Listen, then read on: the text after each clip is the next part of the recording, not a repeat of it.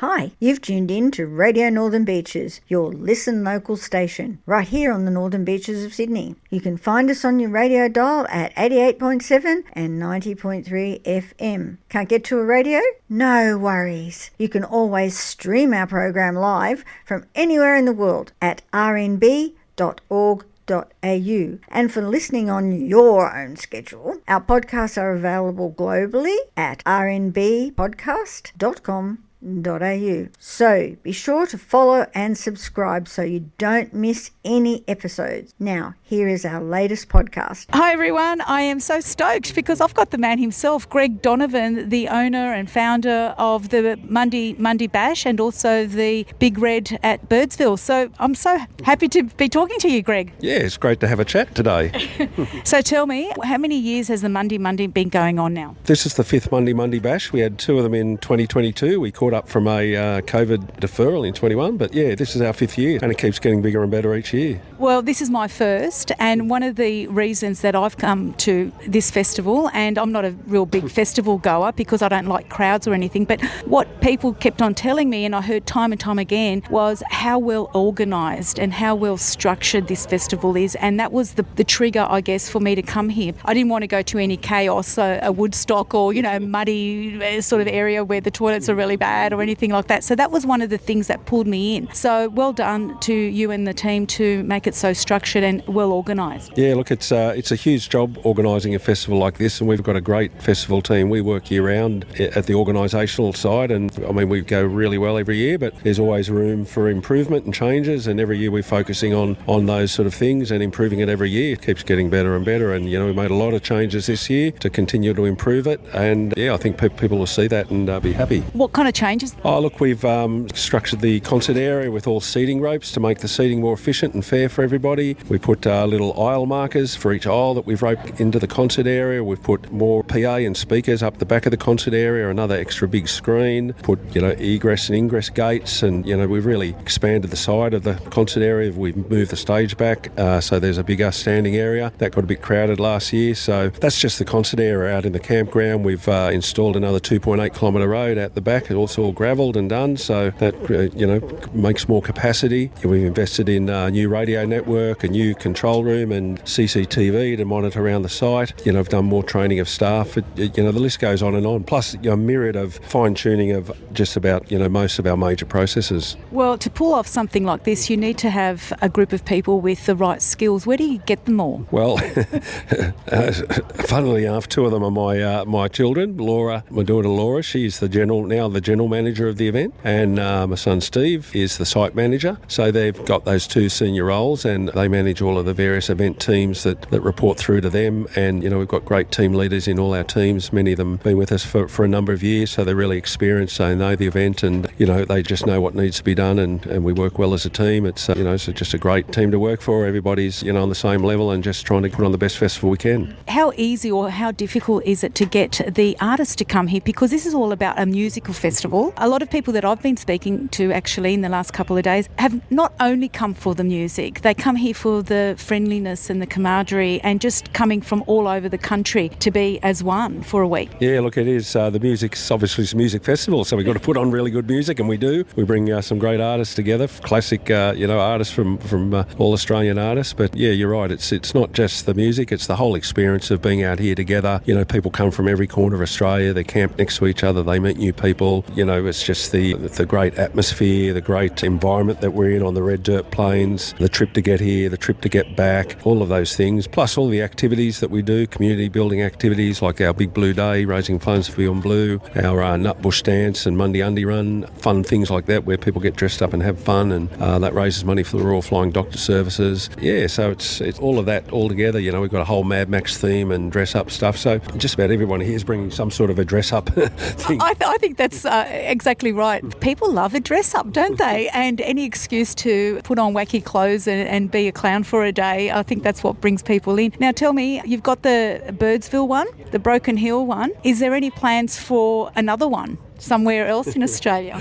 No, I think two's enough, Like it's like having kids. You've got 2 kids and you're happy with that, and they keep you really busy. So, yeah, no, we're just happy with the 2 at the moment, and they're really challenging events to put on. They take a lot of time and effort. And does it take you a year to pull it all together? Yeah, it does.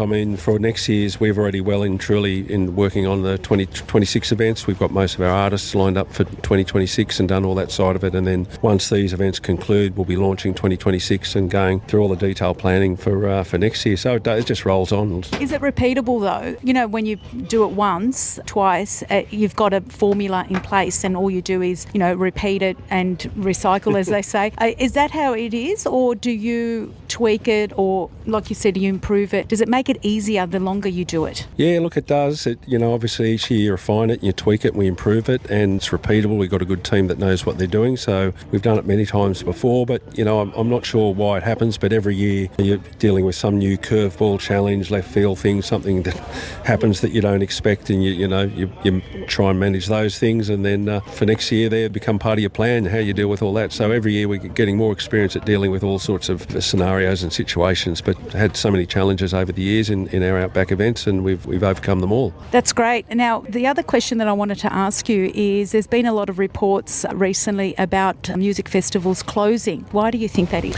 Oh, look, I think a lot of the festivals being impacted were, for the younger market demographic, people in their 20s, maybe early 30s, and post-COVID and the cost of living and all that sort of stuff, that impacted it quite a bit. But I think what we do here, we've got a sort of a different model, and we're offering something really unique to a demographic of people who, want to travel the country, want to have a good time, want to enjoy their music. We haven't been really that affected by some of those challenges that other music festivals have faced of recent times.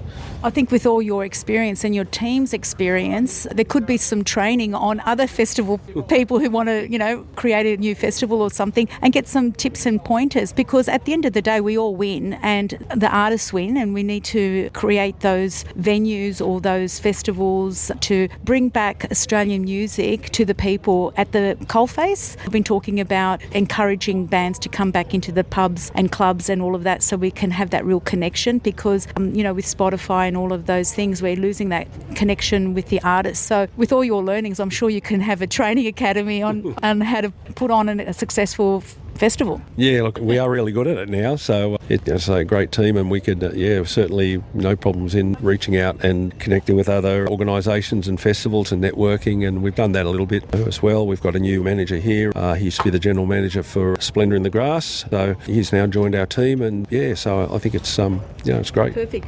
I ask everyone the question, who's your artist that you want to really see? Oh, that's a tough one. Really? They're all good, aren't they? They're all good. How about I say Leo Say? I don't know whether he's Australian. He's sort of Australian. He lives here. No, he's an Australian citizen. I looked it up, and he's definitely an Aussie. And a lot of people are saying that they want to see him, and I do too. And we'll get our dancing shoes out and have a bit of a dance when he comes on. It'll certainly keep us warm. Thanks for talking to us, Greg. Thank you very much. Yeah, no worries. Great to chat. I'm with Chris Wallace, the inspector from the New South Wales Police Force right now. Thank you for talking to me, Chris. No problem. How are you? Good. Now, tell me, what coverage, obviously the police, we need police when there's a gathering of 17,000 people all in one area. We obviously need some protection and some safety. Yeah, so we police primarily at the beginning the roads and stuff so people arrive safely. So there's a fair bit of enforcement, not only around Broken Hill and Silverton and Mundi, but also in the hundreds of kilometres leading to this area. People are from all over the country that have come here. This is the epicentre for the next week. There's a lot of people from Perth, a lot of people from Victoria, New South Wales and Queensland and South Australia. I mean, seriously, everywhere. Have you had any incidents? No, we haven't. So we share a lot of our information throughout the year with different agencies and also other state police, so to ensure that they're aware that the event's on as well, and then they provide extra resources on the roads, etc., to make it a safe journey here, and also when it's finished, a safe exit out and back to where people come from. But as far as policing the event, historically we don't have any trouble at all. We've had a couple of minor things, but nothing of significance that's worth sort of mentioning. People are very well behaved. We find they're very, very good with the self-regulation recognition of alcohol being a on private property and BYO event, and it's just the age group of people.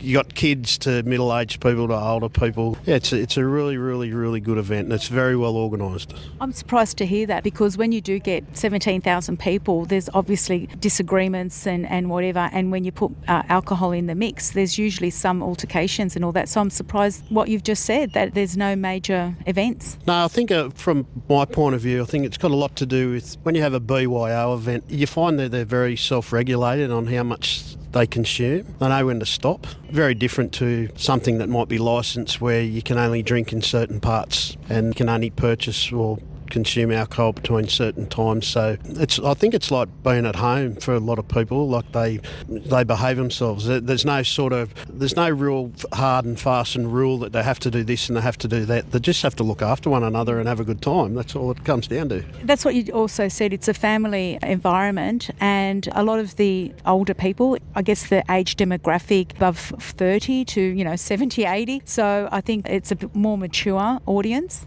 Yeah, it's probably got a lot to do with the music. It's my style of music, I can assure you, being in my early 50s, so it's good. I don't know whether my children being in their early 20s would take to some of the music. That's too bad for them, I think.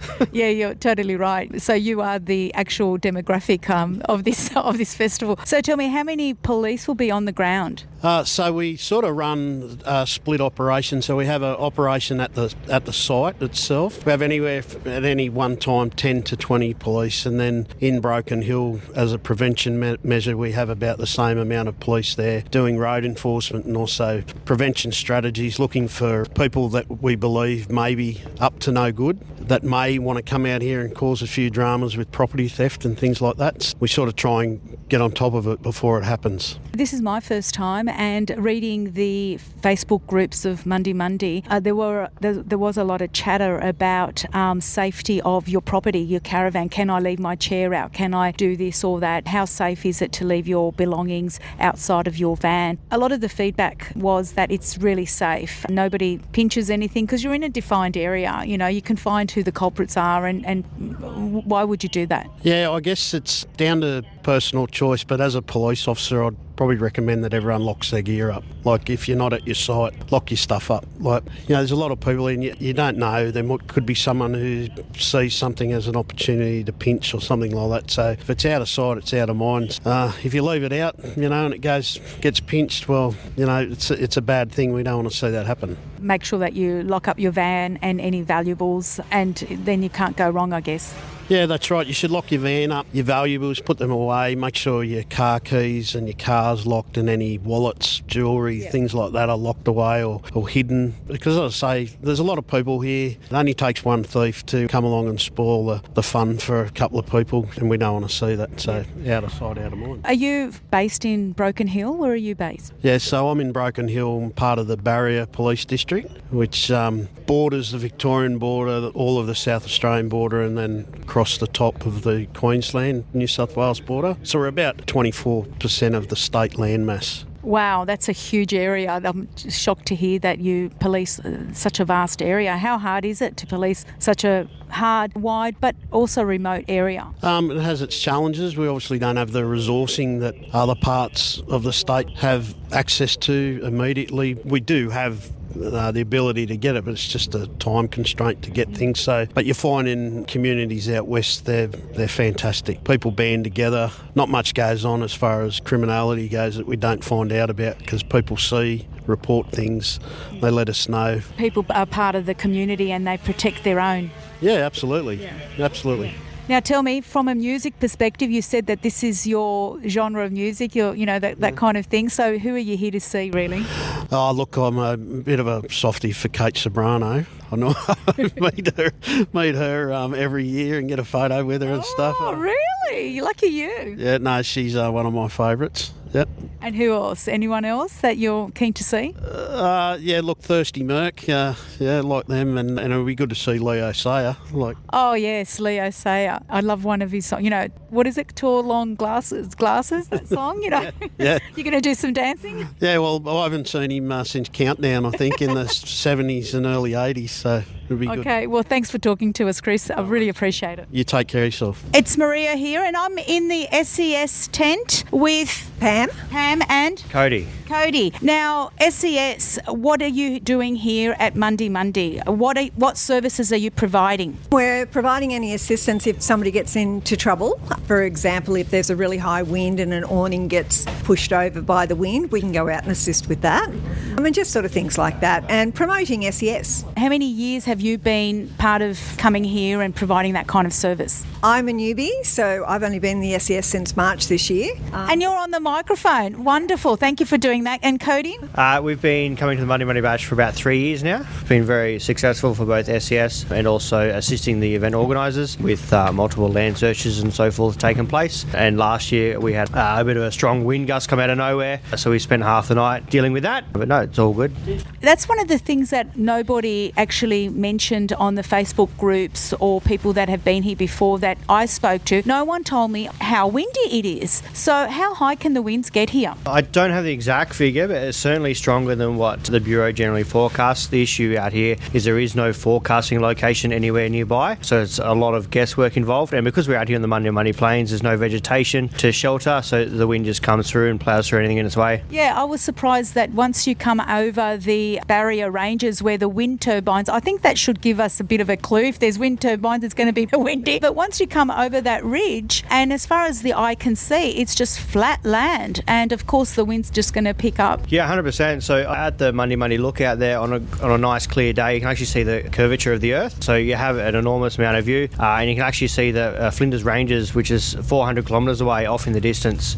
So yeah, it's quite vast and rather bare. Oh my God, I didn't realise that. I mean, I'd have to walk all the way to the back of the caravans. How big do you think this place is? Do you have any idea of the Mundi Mundi Bash footprint on this station? How big would it be? Like if I walked from the stage to the last line of the caravans, is they're like a kilometre away? Or? Yeah, so I believe from the stage to the most outer ring of campsites is roughly 2 kilometres. So it is a very large footprint this event covers. With 17,000 people at least here on site by the start of the event, it's an enormous amount, which is actually the same size as Broken Hill essentially in terms of population here in the middle of nowhere. Are you guys staying on site in caravans or are you staying at Broken Hill? No, so the majority of us are Broken Hill volunteers, so we'll head home every night and come out in the morning. So these guys here are doing 12-hour shifts from 10 till 10 to cover the main events and so forth, and if anything happens after hours, we'll just come back out and see what we can do. It's only a half an hour drive from Broken Hill, so it's not too bad. Are you guys the lucky ones that sort of got the short straw or the long straw to come here and actually listen to some of the music? So you're volunteers here, I know. So what music are you planning to listen to? I'm Missy Higgins. Oh, Missy Higgins. Definitely. Everyone's saying that. And Hoodoo Gurus. Yeah. And what about you, Cody? I think Birds of Tokyo will get me out there, but business is first and foremost, and then if we have a bit of stand down time, then we'll listen to some music. Well, you can always listen to the music because it's going to be, so loud. You might not see it, but you can still enjoy it and dance here in the tent. What about you? What was your name? Music, my name's Terence. I did hear that Shannon Knoll was on the list, so I'll be definitely jamming out to some of his songs. Yep. Anybody else? What about you, Marley, music-wise? Look, I would be pretty keen if the Wiggles just showed up so we could get Paddy Platypus up on the stage to do a few moves. Oh, that's wonderful. And Donald? Anything. Any music, whatever's playing, you're happy with that? Okay. All right, thanks, guys. Thank you so much, and thank you for being here and keeping us safe. I'm here with Stephen Barnes, and Stephen is the emergency medics here at Mundi Mundi Bash. Thanks for talking to me, Stephen. Hi everyone, hope everyone's having a great day. Tell me, what is your role here at Mundi Mundi? I'm the manager of medical services, so we provide the medical for all the people at Mundi Mundi, campers and staff. And you've got GPs or what type of nurses, what type of people do you have? We've got emergency specialist doctors, we've got a team of nurses, paramedics that look after all of the people. How many people do you have then? I mean, obviously it's shifts, but is it 24 hours service or...? Yeah, we cover 24 hours a day. There's a time when the post is open. We have 10 staff on, and then we have an on-call roster at night time. And then if something bad happens, we can then all get up and look after them. Everyone's staying on site. So what kind of things do you expect or what you're planning for? The majority of things we see at these sorts of events is because people wore the wrong footwear, they didn't wear sunscreen, or they didn't wear a hat or drink enough water. So that's the majority of cases. It's across all festivals, it's about 80% of the cases we see is mainly because mummy wasn't there to say, put your shoes on. So, well, it's all red dirt here. I've noticed that a lot of people are wearing boots or gum boots or things like that. Do you see people wearing thongs? It's too cold for thongs, right? Oh, I think it is a bit cold for thongs, but they also break out their gumboots that they haven't worn for 5 years and forget that they get blisters from those. So people will come to see you guys for small things like that, or what are the more serious things that you might see? Well, they do see us for Band-Aids and blisters and Panadol and all those sorts of things. Surprisingly, you'd think you'd bring a box of Band-Aids with you, but we're here and we can cater for anything right through to the worst cases that people would have, and most of the things would be a medical condition gone wrong. Or someone's forgotten their life-saving medications, surely not. Oh yeah, they think that they take their medication every day for the year and then they can come to a festival and not take it for 5 days. So yes, we do see those. We've got a great relationship with the local health district. So the hospital, we're in touch with those people regularly, and we've got a local pharmacist who is doing scripts and delivering medication out to the site for those people who have forgotten their medications they normally take. That's absolutely wonderful. It's very assuring for the people that are here, myself included, that there are services here to keep us safe. Yeah, well, we're here to help people if they need it. Hopefully they've got their own supplies in their van, but if they don't, well, they can always present to the medical centre and we can help them out. All the staff here from the medical team, are they local Broken Hill people, or do you bring them from all over the state? I bring them in from all over the place. Broken Hill wouldn't have enough spare staff to be able to do it, so they're looking after the hospital side, and then we come from external to the area to look after the actual festival. So where do people come from then? Is it mainly New South Wales or Victoria? Or? I've got people from New South Wales and people from Queensland. Oh, that's great. And are they volunteering their time here, or do they nominate to say, oh, I'd like to go there because I want to get the music experience as well? No, we're a professional medical service that do approximately 70 events a week, so everyone's paid staff.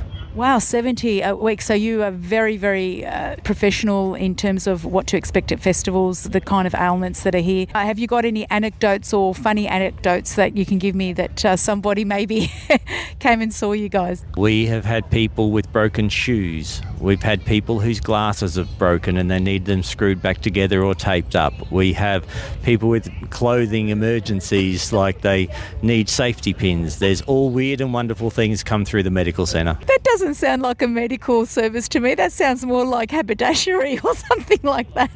We're stand-in parents for them. Standing parents. Well, thank you so much for your time.